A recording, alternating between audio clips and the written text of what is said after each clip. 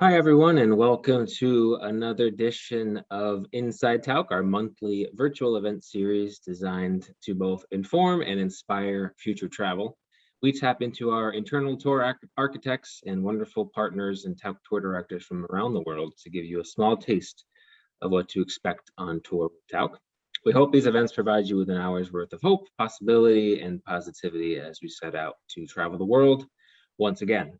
My name is Dustin Smith. I work here on the marketing team at Tauck. Thank you so much for taking the time to join us today from wherever you happen to be logging in from. Today, we'll be joined by special guests Mihaela Weaver, our tour architect for this wonderful new train journey, as well as Tim Littler, founder and president of Golden Eagle Luxury Trains, which Tauck guests will begin boarding just a few short weeks from now in mid-September.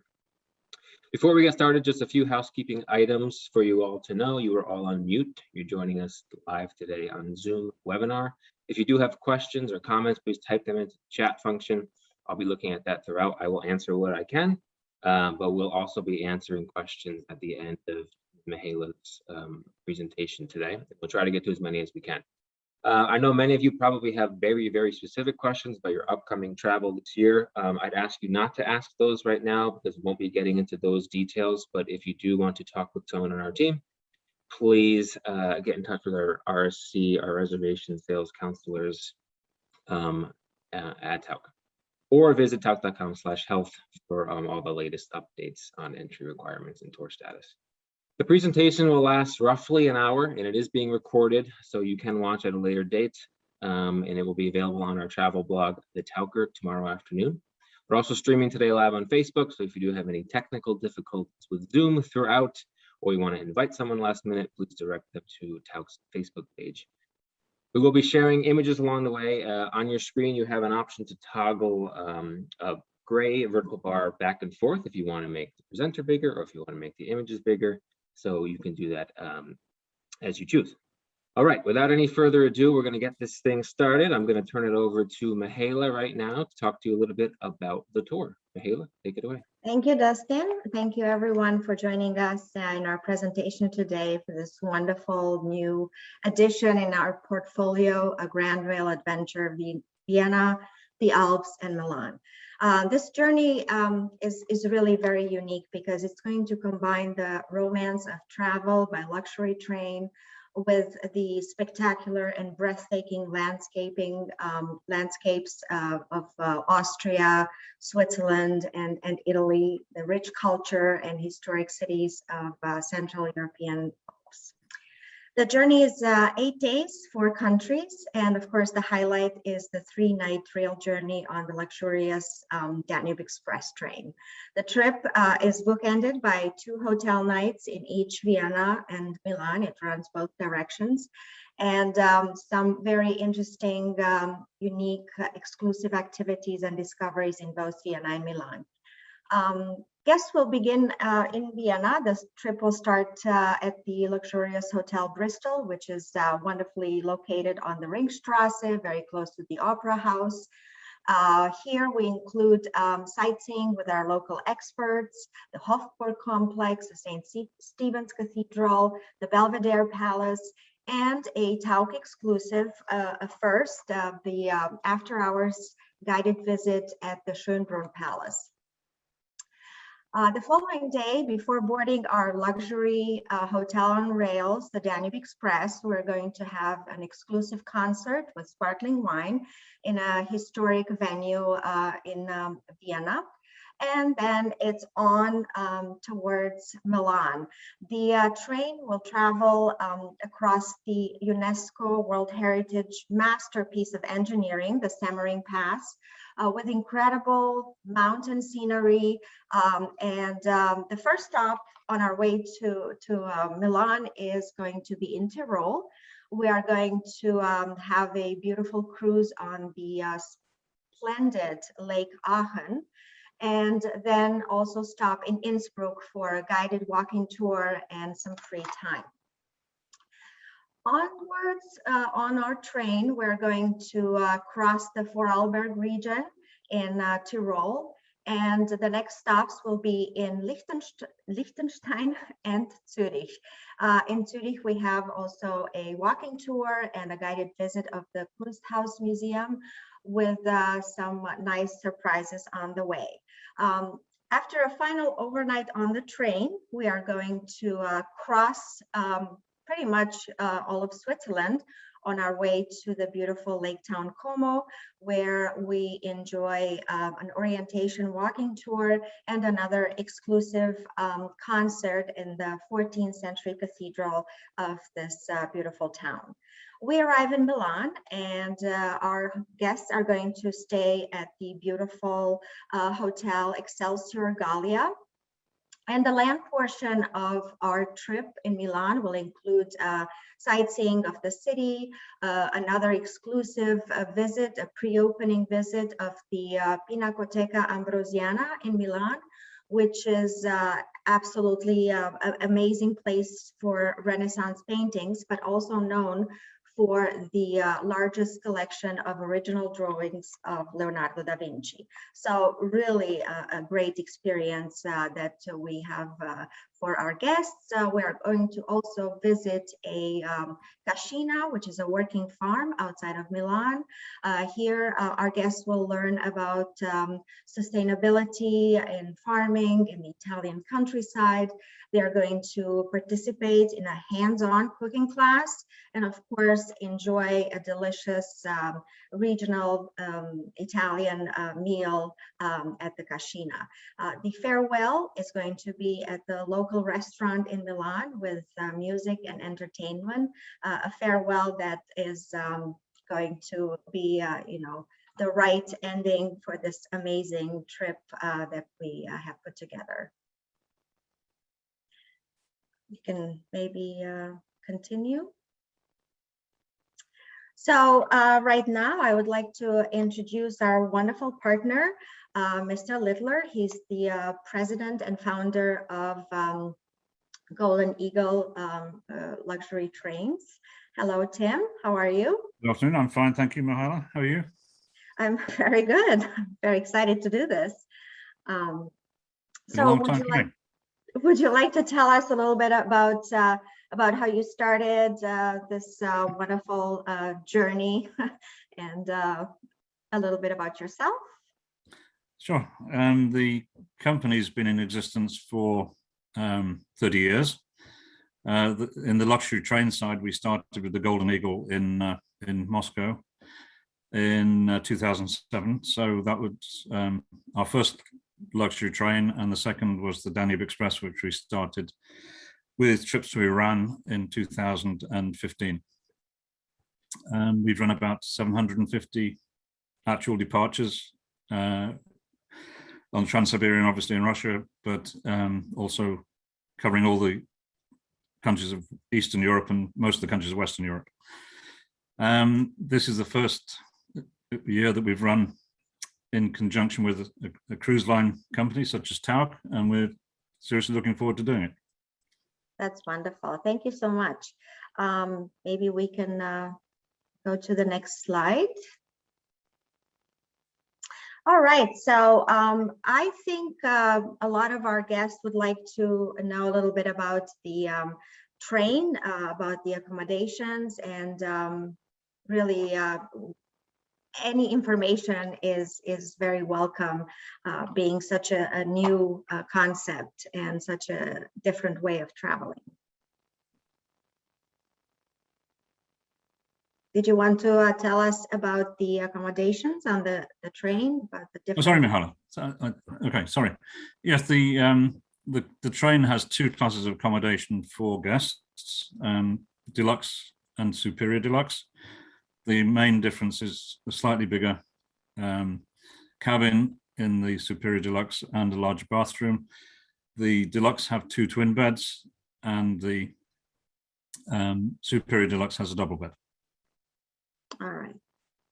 So can we, yes, beautiful pictures of the inauguration of the Danube Express. Am I correct? In Budapest. Budapest New Gotthard station. Yes. Yeah. All right, so we can continue. This is another pictures of the accommodation that we discussed about, and the different categories, the 2 categories that we have. These are more details about the sizes and all the amenities. And that's Tim, that's yeah, the Tim, would you mind configuration. speaking to these, like the differences between the deluxe and the superior deluxe, and just kind of describing the layout for guests? They can obviously see the rendering here, but just describing kind of what they'll experience within their cabin. Yeah, so this cutaway shows the deluxe class in its daytime configuration. So seating configuration, and after, and you can see the bathroom. It's quite small, of course, but it's a train, but next to the cabin on the right-hand side. The superior deluxe, by comparison, if we change the slide. No, so that's the nighttime configuration of the deluxe. So the seats convert into 2 twin beds. And this is superior deluxe, which that was the cabin attendant making up the beds. This is how it is in its daytime configuration, with seating similar to the deluxe, but with an extra table and chairs and a larger bathroom. And this is the nighttime configuration, where the chairs again turn into, in this case, a double bed. Thank you. Well, let's talk about and Mihaela, may I ask just quickly, Mihaela, Tauck guests on board, they have access to both of these cabin configurations. They can book either one, correct? Yes, correct. Yes, the train is exclusive for Tauck guests only, so they have access to all the cabins that we have on the train. Great, thank you. Yes, dining. I think that Tim, you would like to talk about that, right? There are 2 dining cars. Just put in perspective, there are 7 sleeping cars, deluxe and superior deluxe, 2 dining cars, and 1 bar car. But the total is 13 cars. The train is 13 cars long. So these are just photographs of some of the food that was being presented on the day they took these photographs, and I think there might be more coming up.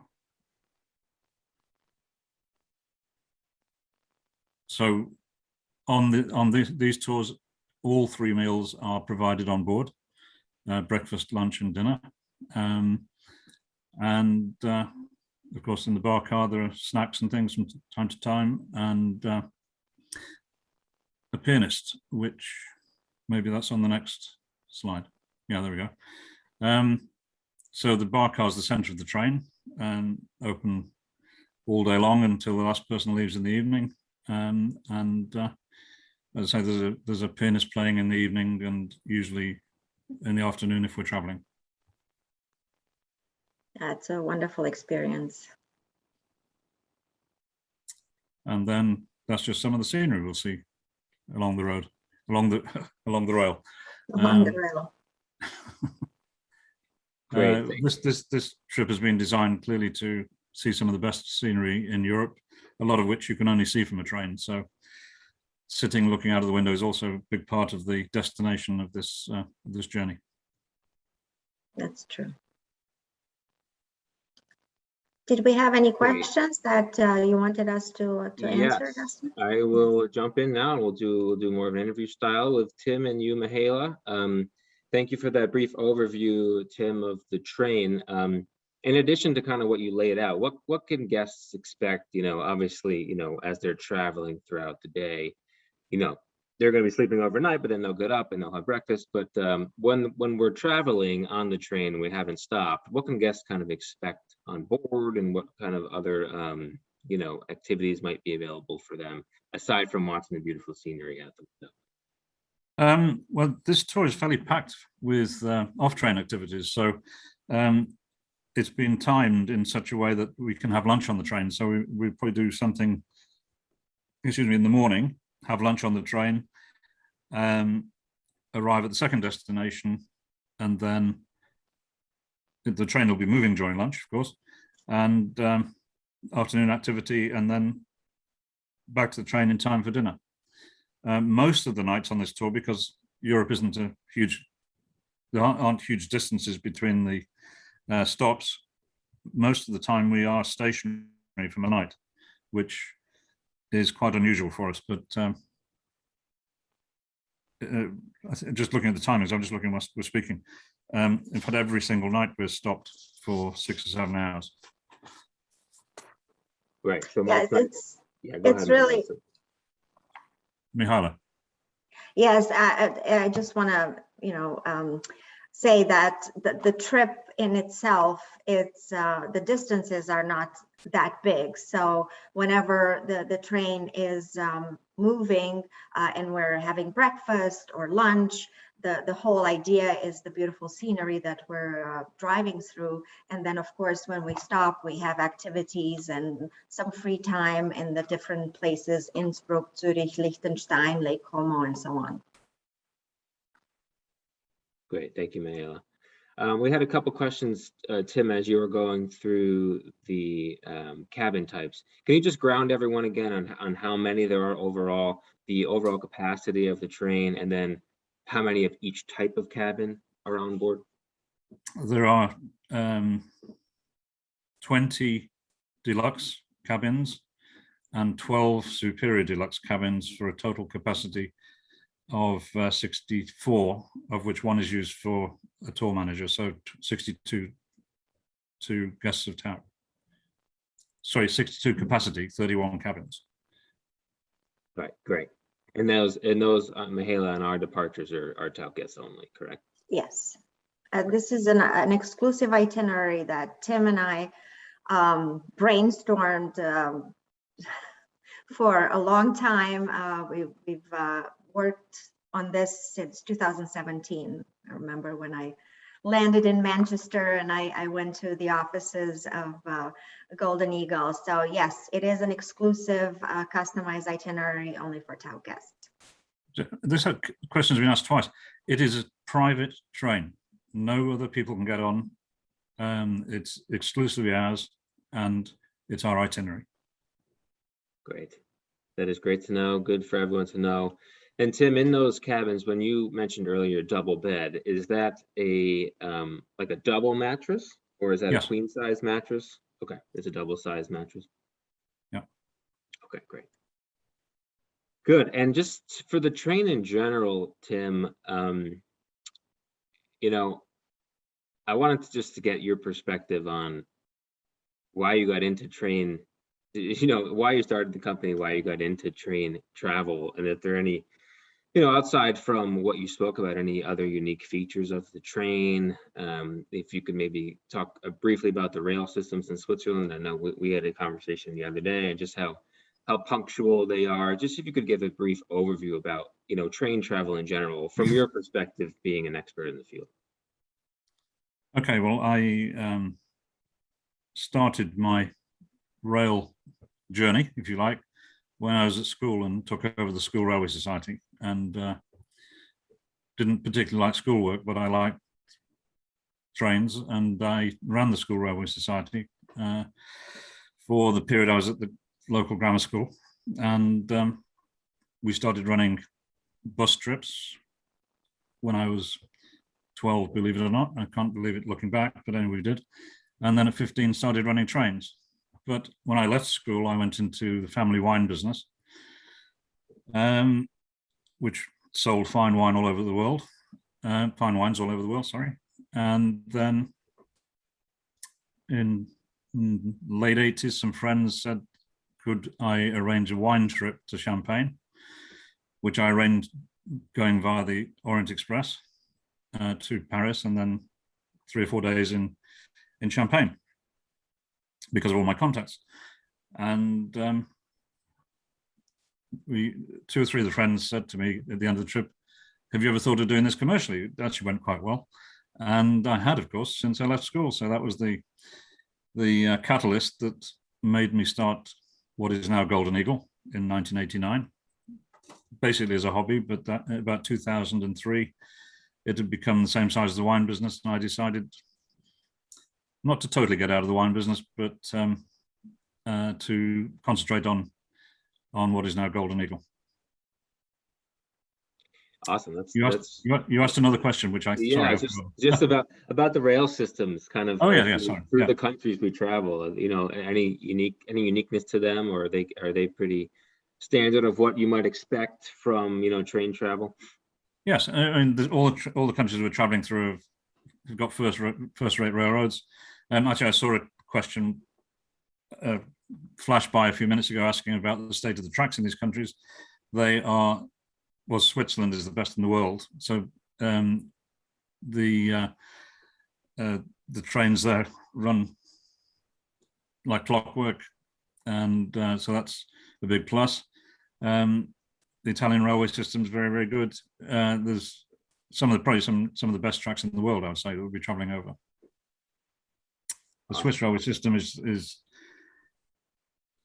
the first time I went to Europe and saw a clock in Switzerland that had a second hand on the clock, where at the time in England most of the trains were run by calendar rather than a clock, and the second hand would come to 10 seconds before departure. The doors would close, and exactly the departure minute the train would leave the station, and that was just a revelation to me at the time. But it's still the same today in Switzerland. Wow, that's cool. That's definitely an interesting feature. As we're traveling on the train, a question came through. It's just, can we expect to see other trains, commercial trains, kind of passing the tracks and that sort of thing, or does it really feel like you're the only one on the track for? No. Okay. It's entirely different to America, where they have gigantic freight trains that might only run 2 or 3 times a day on some lines. Here, it's a very intensive passenger service everywhere we go. So you'll see a lot of trains. Cool. I know you mentioned you started the company early 90s. How old are the trains typically, and when do they typically go through, or how often do they go through kind of refurbishments or maintenance? That sort of thing? Well, all the carriages that we'll be using were refurbished during COVID. It gave us during the lockdown, shall I say, and one missed. It hadn't been done, and it'll be done shortly, but we're not going to be using it anyway. And so they're all freshly overhauled. We would have expected to do them over the next 2 or 3 years, but we did them all at once. Probably every 5 to 7 years, they're totally refurbished. Maintenance is done all the time. Every year it has to go in to pass the fitness to run examination, basically, and that's fairly intensive. But they're checked all the time. They're checked when the passengers, the guests, are off the train. If they go into a depot for anything, they will be looked over. A bit like with planes at an airport. There's somebody going around. The pilot goes around, or the second officer, or whatever. They are checked pretty intensively. Good. Thank you.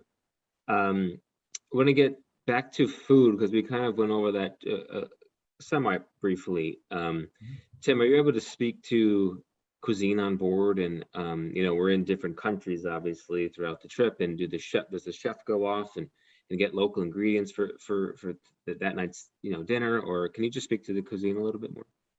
Yeah, we have a food and beverage manager on board, and with the chef, they go off each day to, if we're stopped in a location where there's markets, then they will go off and see what local produce is available to supplement what we have on the train. There are generally set menus that we set before the tour for each day, but that can be varied as the trip progresses. Cool. And those meals, breakfast, lunch, and dinner, are served with that kind of cuisine. But in the bar cart, are you able to, order food as well, kind of like that, or is it more snack type items, that sort of thing? We can provide snacks and things in the bar car on request. It's not generally, there isn't a list of food to eat in the bar car. We don't usually find that many people have got room for any more food after we've given them 3 meals a day. Well, that's good. But we can always add some. Just a cocktail maybe in the park car. Yeah, cocktails. Watching the scenery go by. Yeah. Exactly. Okay. Can we get into, I mean, a little bit more logistically on the train? Wi-Fi capability. I know obviously that has always varied on these moving vessels, the same with river cruising or ships, as you're going through different ports or if you're going through different stops. Wi-Fi on the train, and then just outlets, Tim, for plugs and what our American guests could expect on board the train. Sure. Wi-Fi is exactly as you explained. It can be perfect, and then sometimes tunnels have Wi-Fi in them, but there are some very long tunnels in the Alps, obviously. Sometimes it works perfectly through the tunnel, and other tunnels don't have it. So it's intermittent, but it's a general coverage throughout the day, and that's in all the sleeping carriages and the bar car. We don't actually have it in the restaurant cars. Okay. We quite like that not to happen. Yes, exactly. And what was the other question? Sorry. The outlets. So we'll keep. Oh yeah, sorry. Respect for electricity and that sort of thing. They are European outlets in the cabins, but there are what do we call them? Converters available, which can then take American plugs and any other plug actually. Great, cool. Thank you. One quick thing I forgot to ask about dining, and for everyone who knows, I'm going through the scroll right now. There's like 170 chat messages, so I'm trying to get through as many as we can, trying to bunch them as they come in. But back to dining, I forgot to ask about dress. What should folks expect do they expect it to be pretty formal? I know we said it was smart casual, but does dinner differ from lunch or breakfast? What did the guests typically wear to meals? Well, at this time of the year, it can be quite hot. So we do get people coming in sort of shorts at lunchtime, which we don't, it's fine. We wouldn't particularly like people coming to dinner in shorts unless it's like 100 degrees outside. That might make a difference, but we never find we have to make it clear what people have to wear. We don't want people to necessarily turn up in black tie for our dinners. It's their holiday. They should wear what they're comfortable with, but it's usually smart casual in the evening. But lunchtime depends on the weather, and breakfast no pajamas. Breakfast depends on what they wore to bed, right? Yeah. Yeah. Oh yes, quite. And on the train, and this might be a safety question, but I'm going to ask it anyway, so I think it's interesting. Are there any open air areas where people can go outside while the train's moving? I doubt it. Or in general, is there an open air when the train stopped? Is there places that guys can be on the train and also, looking outside? Every cabin has an openable window, which is quite useful for taking photographs, say, for instance. But all the cabins are air conditioned, so pulling the window down in extreme heat can be counterproductive. But there is that option, and also when the train stopped. But there is no viewing platform outdoors. This for safety reasons. It just isn't possible. It's possible, say, in South Africa or somewhere like that, where there's single track, very, very slow trains. But we're passing trains that we'll probably be traveling at 120 kilometers an hour, and passing trains might be doing 180 kilometers an hour, and with a huge passing speed.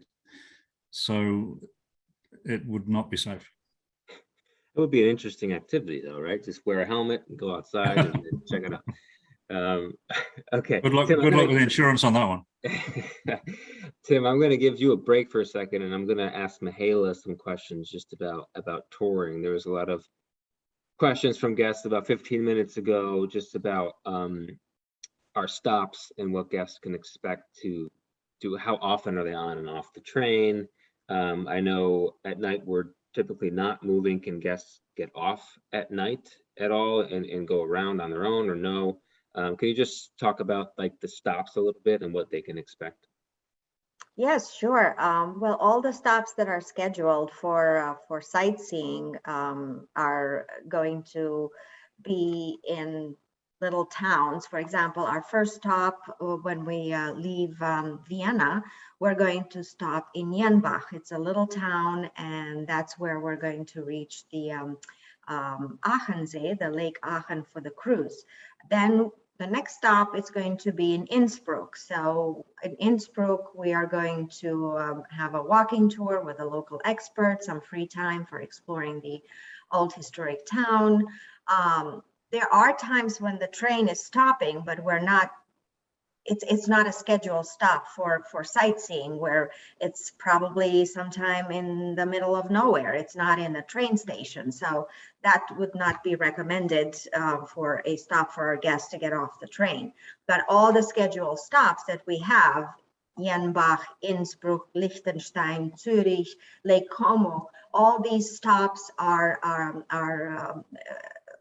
included with sightseeing, walking tours, visits of museums.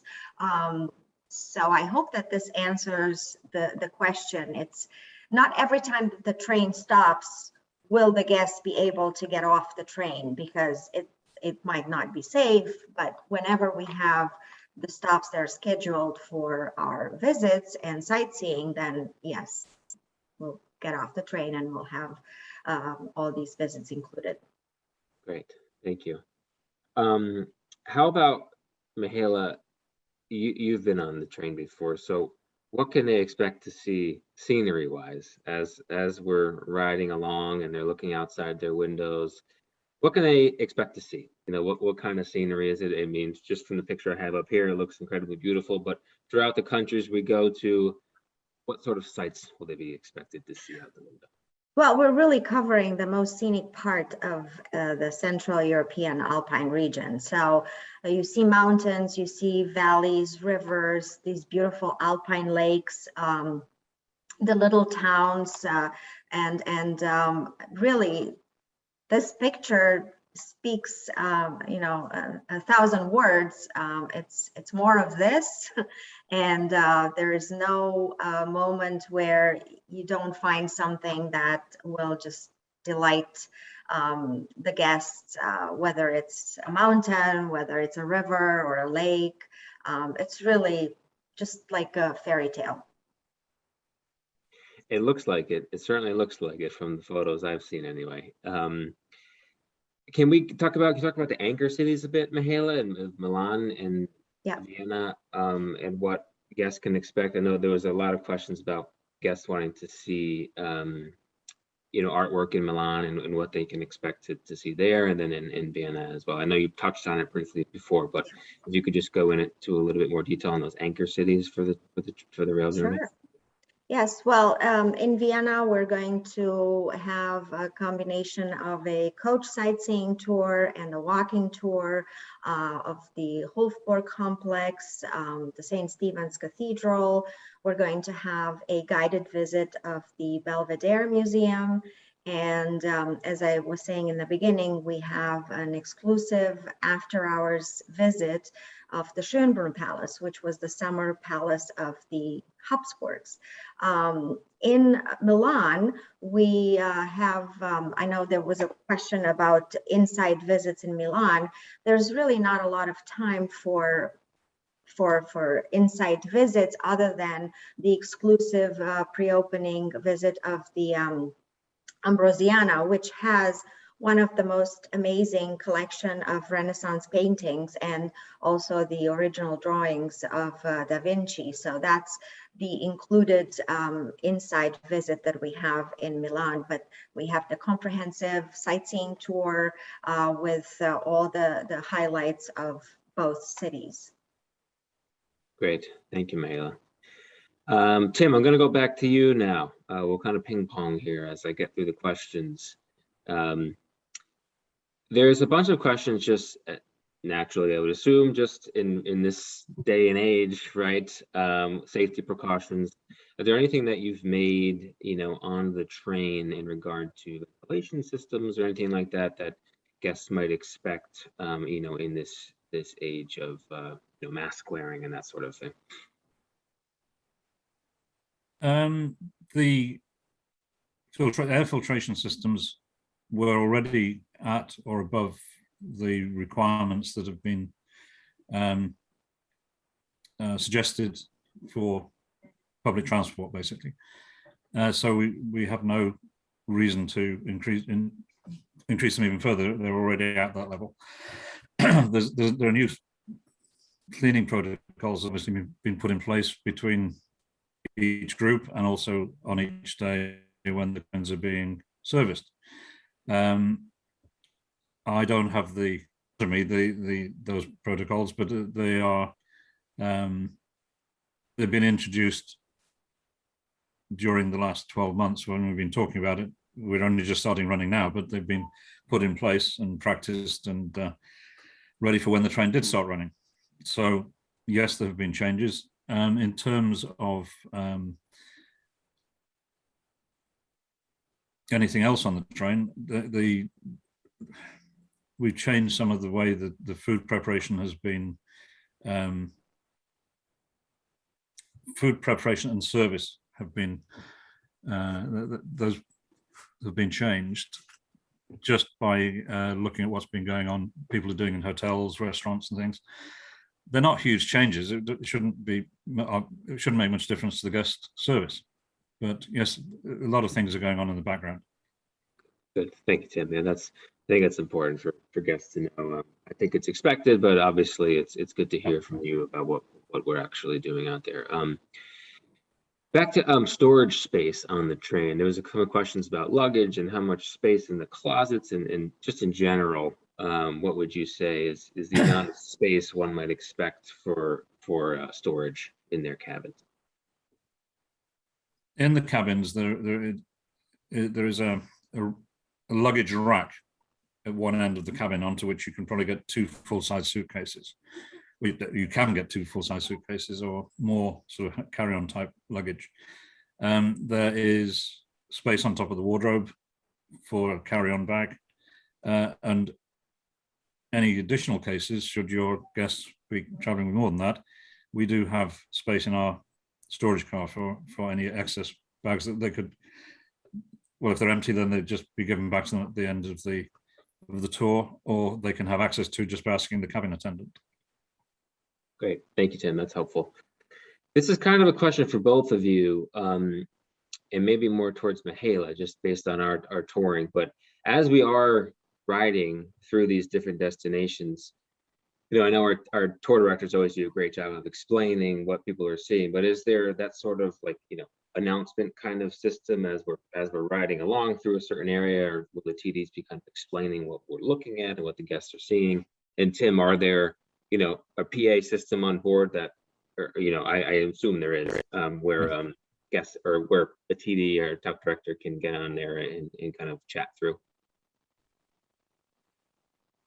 Yes, there is a PA system. There's a PA system, and we also have the train manager that will always make announcements when there's something really important that guests should not miss, and what side it will be on. And yeah, that's always going to be announced.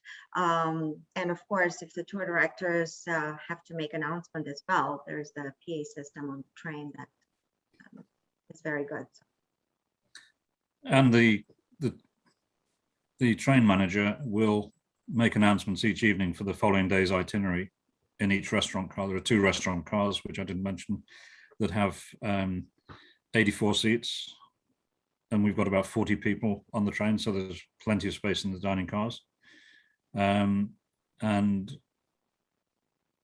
after the announcement in the restaurant cars, the guests will find a printed version of what she will have just said in the room after dinner. Thank you. To compare, for those of you who've been on a river cruise with us, it's kind of similar, where you'll have a tour director explaining what you're seeing. You get the next day's itinerary from the captain, from the on the train in this case, and then you'll get that printed handout in your cabin. So you can expect to for sure know what's going on while you're seeing it, and then to plan for the following day. And this is another question, actually this is an interesting one that came in a little while ago. how long are the guests actually on the train while it's riding? In between stops, what can they expect to be maybe the longest time they'll be running on the train and then stop, that sort of thing? How long between stops typically on average? I know it probably varies based on location. If you give me a minute, I can probably tell you. Exactly. I think the longest they're on the train is on the second day after Vienna, and they're on the train. Well, depending on what time you wake up, we arrive after lunch. So basically, all morning and lunch on the second day is the longest journey, I think. But basically, it's a tour in the morning, a tour in the afternoon, lunch on the train, and there'll be some running in the morning, definitely before you arrive, and there'll be some running in the evening after you get back on the train before dinner served. So there's a reasonable amount of running through all this magnificent scenery. Great.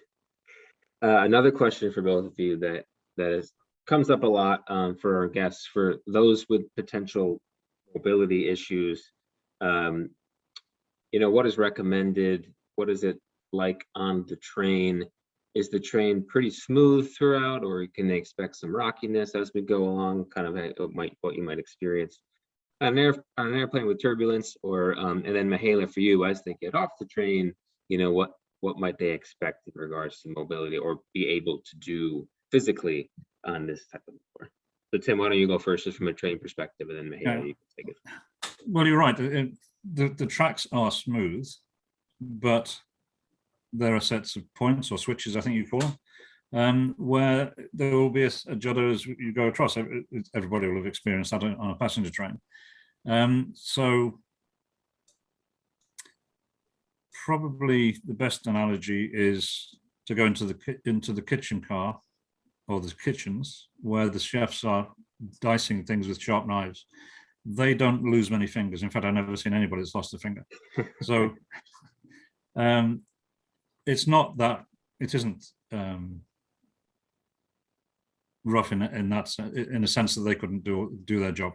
But yes, of course, there are, just like on a plane, as you said, it's a rolling sort of sensation for a couple of seconds. And that's all part of when the train's traveling at night, helps you go to sleep. That's true. That's very soothing. As far as the walking tours and the sightseeing that we do at the different stops, it's the same as we have on our land tours in Europe. A lot of cobblestones, there's steps, there's walking. We don't do like really fast walking, so people can take their time, but still, in order to visit the old towns and the historic centers of all these places that we're going to, there are portions where there's walking required. So it's really like any other trip that we do in Austria, Germany, or Switzerland. Got it. Thank you both. And just to go back to the question I asked a little while ago about duration on the train, Mihaela, on our stops, how long are we, in a destination for? How long are we touring before we get back on the train in general? It's between 2 and 3 hours. It depends. It could change also. I mean, we will always do our sightseeing, and sometimes we may have a little bit more free time than others, because it depends on the schedule of the railways. And I would say between 2.5 and 3 hours. Okay, great. Thank you. That's helpful. And Mihaela, also for you, this trip goes in both directions. Is it basically identical, flip-flopped, or are there any differences, east or west? The only difference, no, the sightseeing is the same. The only difference is that one of the direction is going to do a pre-opening at the Ambrosiana, and the other direction is going to be an after hours because of the arrival of the train in Milan. Got it. Okay. But it's still an exclusive, amazing experience. No crowds, no lines, just our Tauck group.